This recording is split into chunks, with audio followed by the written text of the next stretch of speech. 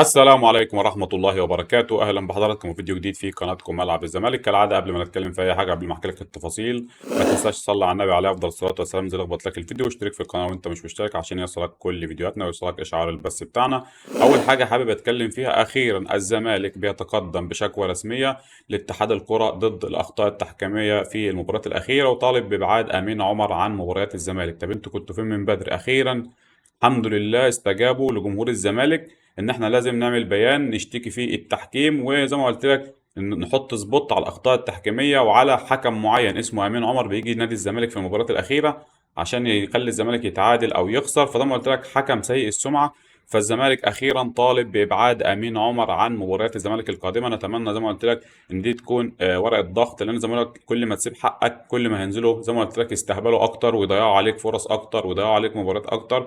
فكان لازم الزمالك وهو لسه بينافس على الدوري يطلع بيان ضد التحكيم ويشتكي لاتحاد الكرة من الأخطاء التحكيمية في المباريات الأخيرة. كمان الزمالك قدم شكوى لرابطة الأندية بسبب تأجيل ماتش الأهلي وسموحة، وقال لهم إن ما كانش فيه زي ما قلت لك أي حاجة أو أي زي ما قلت لك يعني اي مبرر لتاجيل المباراه. فالزمالك قدم شكوى برضه لرابطه الانديه وعرفهم زي ما قلت لك ان احنا موجودين، ان احنا صحيين، انتوا ليه بتاجلوا ماتش الاهلي وسموحه، رغم ان ما كانش فيه اي عذر لتاجيل المباراه. فاخيرا الحمد لله مجلس اداره الزمالك بدا يشتغل على الحاجات اللي زي كده، يضغط على اتحاد الكوره، يضغط على لجنه الحكام، لان زي ما قلت لك احنا في عصر الاستعباط. بعد الحمله اللي حصلت على محمد عادل في اول اسبوع، كل الحكام بقت نازله عايزه زي ما قلت لك تيجي على الزمالك عشان تراضي الننوس. ده اللي احنا شفناه في الماتشات الاخيره. كمان جروس بيتحفظ على اداء دونجا في الماتشات الاخيره، وزي ما قلت لك بسبب طبعا ارتكابه بعض الاخطاء في ماتش سيراميكا كليوباترا. دونجا كان عبثي بشكل كبير جدا، كان حنكوش فعلا في ماتش سيراميكا. فعشان كده جروس طلب من اداره الزمالك بضروره التعاقد مع لاعب رقم 6 في يناير القادم، لانه شايف ان دونجا عنده بعض الاخطاء وزي ما قلت لك بعض التدخلات العنيفه ممكن ينطرد في بعض الماتشات، وكمان مش افضل حاجه وعنده كميه ميس باص. فجروس جاي يكشف كل اللعيبه النصابه اللي في الفرقه. اول حاجه زي ما قلت لك جروس كمان بيدرس ان هو ما يلعبش ميشالاك وما يلعبش الجزيري في الماتش اللي جاي امام طلائع الجيش، وكمان دلوقتي متحفظ على اداء دونجا، وهيتكلم بقى مع بعض اللعيبه اللي هي مش في مستواها وهيبتدي يغير جلد الفريق. نتمنى كل التوفيق لنادي الزمالك خلال الفتره اللي جايه، ونتمنى زي ما قلت لك ان الاداره تستجاب لطلبات المدير الفني. وزي ما قلت لك الفرقه والسكواد محتاج اصابه ناصر ماهر عشان احنا استعجلنا على اللاعب، لان مفيش بديل. زي ما قلت لك سبب اصابه ناصر ماهر قبل الدكتور هو ان مفيش بديل. لو عندنا بديل كان ممكن ننزل يلعب الماتش ده مكان ناصر ماهر. ما كناش هنستعجل على اصابه ناصر ماهر، ما كناش هنستعجل على اصابه الونش، اللي المفروض الونش دلوقتي ناخد بالنا الاصابه تتكرر تاني. الونش رجع بنفس القوه بنفس الاداء وكل حاجه، ولكن انا خايف نفس المشكله تحصل زي ما حصلت السنه اللي فاتت. الونش اتصاب هتبقى كارثه كبيره جدا لنادي الزمالك. فنتمنى ان احنا ناخد بالنا خلال الفتره اللي جايه وندعم السكواد ببعض اللعيبه، الصفقات السوبر اللي تصلح ان هي تكون لعيبه موجوده في نادي الزمالك، زي صفقه يسر بوزاك. انا ما اعرفش حتى الان مجلس اداره الزمالك ما اتحركش فيها ليه. انا بستغرب بشكل كبير جدا.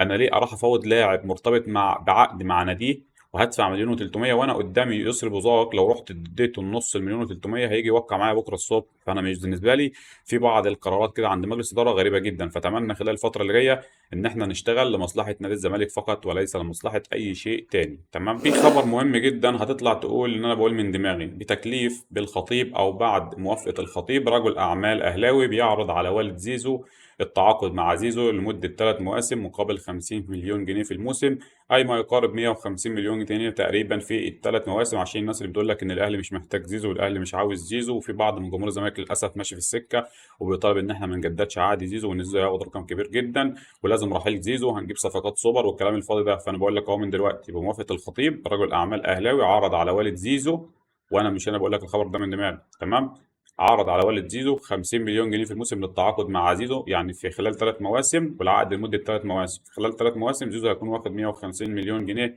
من زي ما قلت لك رجل الأعمال ده، وهيكون موجود في الأهلي لو هم عاوزينه خلال الفترة اللي جاية. طبعا الخبر اللي بعد كده هو مرتبط برضه بزيزو. ممدوح عباس قعد مع والد زيزو واتفق على كل شيء، على قيمة العقد وعلى كمان العقد فيه إعلانات وفيه كل حاجة. وزي ما قلت لك ممدوح عباس هيتحمل ما يقارب من 60 ل 70% من قيمة عقد زيزو، والباقي هيدفعه نادي الزمالك. يعني مثلا لو زيزو هياخد 60 70 مليون مثلا، انا بقول لك مثلا لسه الارقام اللي كل الارقام اللي موجودة على السوشيال ميديا مش حقيقية، يعني مثلا لو زيزو هياخد مثلا 100 مليون، فممدوح عباس هيدفع 60 70 مليون، والباقي هيدفعه مجلس اداره الزمالك، بجانب ان في زي ما قلت لك حمله اعلانيه هتكون من الاستاذ هاني بيرزي اللي هو عضو مجلس الاداره. زي ما قلت لك زيزو لاعب مهم جدا للفرقه، ولكن انا بقول لك الارقام مش هتوصل لكده. فممدوح عباس خلص كل حاجه مع زيزو، ده اللي انا اخر حاجه وصلتني. وان شاء الله زي ما قلت لك خلال ايام هيتم الاعلان رسميا عن التجديد مع زيزو، عشان نقفل قصه زيزو، عشان اللاعب حتى يركز مع اللاعيبه وهيركز مع الفرقه. وكمان جروس طالب اداره الزمالك بحسم ملف تجديد زيزو عشان اللاعب يركز. هو شايف ان اللاعب مشتت خارج الملعب بسبب قصه التجديد. فان شاء الله لما نخلص قصه التجديد تمام، زي ما قلت لك نبقى يعني عشان اللاعب يركز معانا في الملعب. في بعض من جمهور الزمالك شايف ان زي ما قلت لك الرقم ده كبير جدا وهيأثر على الزمالك وكل حاجه، ولازم نبيع زيزو ولازم نمشي زيزو. سؤال بسيط جدا، نبيع زيزو في حاله واحده بس ونمشي زيزو في حاله واحده بس؟ لو احنا عندنا 3 لعيبه شايلين الفرقه زي زيزو، انا معاك ممكن نبيع زيزو عادي ونمشيه. انما انت ما عندكش حد في الفرقه، احنا بنطالب ان الفرقه اصلا محتاجه صفقات في وجود زيزو. فتخيل بقى لما نبيع زيزو هنعمل ايه؟ زيزو هو 50% من قوه الزمالك الهجوميه، اختفى زيزو مفيش زمالك هجوميا، وده اللي احنا شفناه في ماتش سيراميكا كليوباترا. الزمالك كان بعيد جدا عن المرمى. فنتمنى ان شاء الله خلال الفتره اللي جايه ان زيزو يراجع نفسه، حتى لو ما جددش يكمل معانا الموسم ويراجع نفسه ويتألق مع الزمالك، لان الزمالك محتاجه. وعندك فرصه ان انت تكسب الدوري ده عندك فرصه ان انت تكسبه. فنتمنى ان احنا ما نضيعهاش زي كل مره. اشتغلوا لصالح نادي الزمالك. بيراميدز بيتعادل، الاهلي ومصر الماتش اللي جاي استغل بقى، ما تبقاش يعني يعني تبقاش كده تضيع فرص مهمه جدا. زي ما قلت لك ان انت فرصتين اتنين تتصدر جدول الدوري وتضيعهم. ماتش زي ما قلت لك المصري اللي جاي اما هو والاهلي ممكن الاثنين يتعادلوا. نتمنى زي ما قلت لك ان الزمالك يستفيد، والاهلي كمان في الماتشات الاخيره في حسم الدوري هيكون عنده زي ما قلت لك ترتيبات لكاس العالم للانديه، في بعض اللعيبه مش هتكون مركزه. فالزمالك ده قدامه فرصه ان هو يكسب الدوري ويصعد دوري ابطال افريقيا لو احنا عاوزين. لو احنا مش عاوزين بقى نقضيها بقى دلع ورعونه في الملعب والفرقه ما تجيبش صفقات وهنشوف عبث، وهيبقى موسم يعني للاسف مش لطيف ورخم على جمهور نادي الزمالك. طبعا بعد رحيل جوميز من نادي الزمالك فجاه كده وراح نادي الفتح السعودي وجاله عرض طبعا ب5 اضعاف اللي هو بياخده في الزمالك.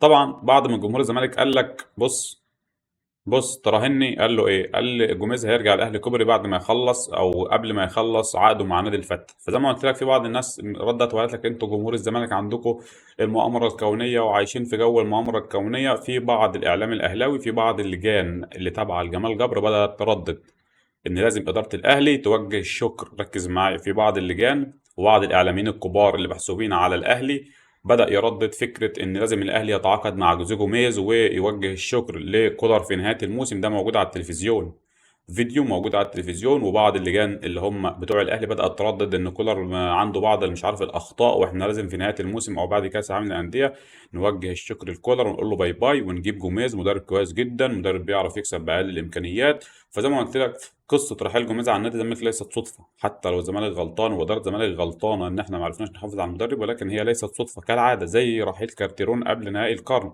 هي ليست صدفة. فزي ما قلت لك الأهلي زي ما قلت لك ممكن فجأة ما بعد رحيل كولر عن النادي الأهلي، لأن زي ما قلت لك كولر يقترب من الرحيل، ولكن هم دلوقتي مش عارفين هل هم ياخدوا القرار ده قبل كأس العالم للأندية ولا بعد الكأس العالم للأندية. فقصة كولر الأيام اللي جاية أو الماتشات اللي جاية هتحكم مصير كولر مع النادي الأهلي. وأنا بقول لك وكل الزمالكاويه عارفين انهم يعني زي نفس اوجستو. فاكرين انتوا اللاعب بتاع الباسكت، المدرب بتاع الباسكت اللي الاهلي خطفه من الزمالك؟ نفس القصه.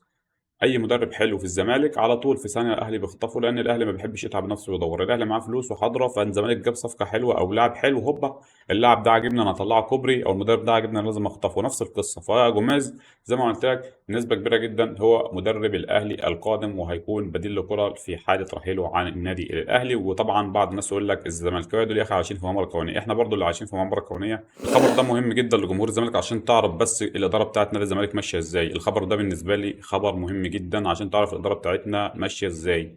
زي ما قلت لك كل جمهور الزمالك عارف ان احنا عندنا نقص في مركز 6 وان احنا لازم نتعاقد مع لاعب رقم 6 في يناير. طبعا كل جمهور الزمالك عارف الكلام ده، اداره الزمالك عارفه الكلام ده. جروسو طلب منهم يتعاقدوا مع لاعب رقم 6 طبعا. مين افضل لاعب رقم 6 في مصر دلوقتي او خارج الاهلي والزمالك وبيراميدز؟ هو محمود جهاد لاعب فاركو. محمود جهاد لاعب فاركو، الزمالك موقع معاه في الصيف وما عرفش يخلص الصفقه. الزمالك رجع وقع تاني وخلص مع كل حاجه مع محمود جهاد وما خلصش الصفقه وما تحركش. تمام. ايه الجديد اللي معانا النهارده؟ ان الاهلي بدا يفكر في ضم محمود جهاد ليكون بديل كريم ندفد اللي يقترب من الرحيل لنادي تقريبا زد. زي ما قلت لك الاهلي هياخد كل الصفقات اللي انت محتاجها. الاهلي هياخد كل الصفقات اللي انت محتاجها. واحد يقول لي هو الاهلي هيعمل ايه بمحمود جهاد؟ هو الاهلي عمل ايه بعمر الساعه؟ هو هياخده يحطه على الدكه بس بديل رابع، حتى مش محتاجه هيركنه على الدكه. فزي ما قلت لك ده يتحمله مين؟ انت كزملكاوي. ده يتحمله مين؟ مجلس اداره بطيء. مجلس اداره ما بيخلص، مجلس اداره يروح يفاوض اللاعب لثالث مره ويخلص معاه وما يخلصش. فحد هيثق فيك ازاي؟ في ناس هتثق فيك ازاي؟ انا مش فاهم. انت راجل قدامك لاعب اللي هو الدينامو محمود جهاد، افضل لاعب ستة في الدوري خارج الاهلي والزمالك، هو اللي موجود على الساحه وهو اللي هيكون بديل مروان عطيه. زي ما قلت لك بعد كاس العالم للانديه الاهلي هيبيع مروان عطيه في السعوديه، لان مروان عطيه عنده عرض برقم كويس جدا يوصل ل 4 مليون دولار، وهيجيب مع محمود جهاد يحطه في المركز ده. فانت مش عارف تامن نفسك. واحد يقول لي ما احنا هنجيب طارق حامد. طارق حامد هيجي يلعب موسم واحد، والمستقبل انت بتأمن المكان ده للمستقبل. دونجا بيحنكش، انت بتأمن المكان ده بمحمود جهاد للمستقبل. دونجا اتصاب، دونجا مش موجود، دونجا جاله عرض احتراف، طارق حامد اعتزل، فانت عندك لاعب ستة موجود عندك اسمه محمود جهاد، لاعب على فكرة كويس جدا هيفيد نادي الزمالك. الاهلي بيقترب ان هو يخطف الصفقة من الزمالك، لان الاهلي فلوسه حاضرة، هيخش يخلص الصفقة على طول. يا باشا عايزين كام؟ بيعرف يخلص. انما احنا عندنا للاسف بنفضل نتفاوض. احنا حتى الان ما خلصناش صفقه عدله، احنا بنخلص صفقات بفلوس كبيره او بنجيب صفقه ببلاش. فاحنا الصفقه المهمه ما عرفناش نخلصها. فصفقه محمود جهاد بتقترب من الضياع من نادي الزمالك. وطبعا بعض الناس هتقول لك السبب فلوس، لا، السبب عقليات، السبب عقول بني ادمين قاعده بتدير النادي، عندها ملفات كتيره جدا، فضلت قاعده مستنيه وجت اتزنقت. عارف انت اللي بيجي يذاكر ليله الامتحان 500 ماده؟ هم نفس الكلام. اداره الزمالك بتضيع صفقه مهمه جدا، فربنا يستر والزمالك يقدر يخلص محمود جهاد خلال الفتره اللي جايه. لان زي ما قلت لك، وانا قلت لك هنا من فتره على القناه ديت للناس اللي متابعاني، قلت لك الاهلي او الزمالك لو ما خلص محمود جهاد في يناير ده اهو، الاهلي لو ما الزمالك لو ما خلص محمود جهاد لاعب فاركو المدافع الديفندر رقم 6 في يناير القادم ده، وانا بقول لك اللاعب ده هيكون موجود في الاهلي او بيراميدز، لان انا عارف تفكير الاهلي وعارف تفكير بيراميدز. لاعب مهم جدا قدامك ومتالق جدا مع ناديه، فانت مش عارف تخلصه. طب انت هتجيب مين؟ مفيش حد في المركز ده، لسه المركز ده ما انجبش حد تاني في الدوري. يعني استنى بقى لما نشوف لاعب يظهر. ما تروحوا يا جدعان تخلصوا الصفقه المهمه اللي هتنفعكم. فانا مش عارف، عندنا عبث عليا النعمه، عندنا عبث في الاداره، عندنا عبث في ملف الصفقات بالذات، عندنا كميه عشوائيه في الاداره. مع الناس مش عارفه مصلحه النادي، بتروح تجيب لك صفقات كبيره في السن، بتروح تجيب لك صفقات كسر، بتروح تجيب لك صفقات ناشئين لسه هنربيهم على قدنا محتاجين 10 سنين على ما يظهروا. فانا بالنسبه لي حاجات غريبه جدا. انما اللاعب الجاهز اللي هيجي يلعب بكره الصبح وياخد مكان دونجا، لا، احنا هنفضل نوقع مع اللاعب 13 مره، انما هنخش نخلص الصفقه مع فاركو لا. عشان كده حبيت اقول لك ان الاهلي بيخلص محمود جهاد او بيفكر في ضم محمود جهاد، عشان برضه ما تجيش تقول لي انت قلت ان اللاعب وقع وخلص كل حاجه مع الزمالك، ولكن الزمالك لسه ما خلصش كل حاجه مع فاركو. ففي لحظه ما هتلاقي الاهلي دخل خلص الصفقه مع فاركو في ساعتين زمن، لان الاهلي عنده اداره بتخلص، بتخش والله انت عاوز ده بكام؟ والله ب 30 جنيه، لا هم 25 وخد لك لاعب هديه. فالدنيا بتمشي. انما احنا عندنا ما حدش بيتفاوض، ما حدش عارف يتفاوض، حتى اللي بيتفاوض بيروح لبتاع عين بيضحك عليه. ماشي. فاحنا عندنا زي ما قلت لك عشوائيه في مجلس الاداره. نتمنى ان ده يعني يتحل او الازمه دي تخلص، ونتمنى ان الزمالك يضم محمود جهاد في يناير، لان زي ما قلت لك صفقه مهمه جدا للزمالك. انا كزملكاوي هزعل لو محمود جهاد ما جاش الزمالك وراح الاهلي. زي صفقه مروان عطيه نفس القصه، زعلت جدا لما مروان عطيه فيريرا قال انا عاوز اللاعب ده، وفجأة ما المستشار عمل لي فيها دور اللي هو مش عارف ايه، اصل بنتي مولودة في اسكندرية واصلاني الاتحاد، وقام سايبه. وزي ما قلت لك النادي الاهلي راح خلصه في يناير في كوبايتين شاي. تمام. نتمنى ان شاء الله ان اداره الزمالك تتحرك بشكل اسرع في ملف الصفقات خلال الفتره اللي جايه، عشان زي ما قلت لك جمهور الزمالك ما بقاش مستحمل. واخيرا زي ما قلت لك البيان الاخير بتاع التحكيم ده بدا يتحركوا بعد ضغط من جمهور الزمالك على السوشيال ميديا. بعد ده جمهور الزمالك ما كانش ضغط ما كانوش هيتحركوا. الناس شايفه حقوقها بتضيع قدامها ومحدش بيتكلم. ماشي. وبكده نكون وصلنا لنهايه فيديو النهارده. اشوفكم على خير. سلام.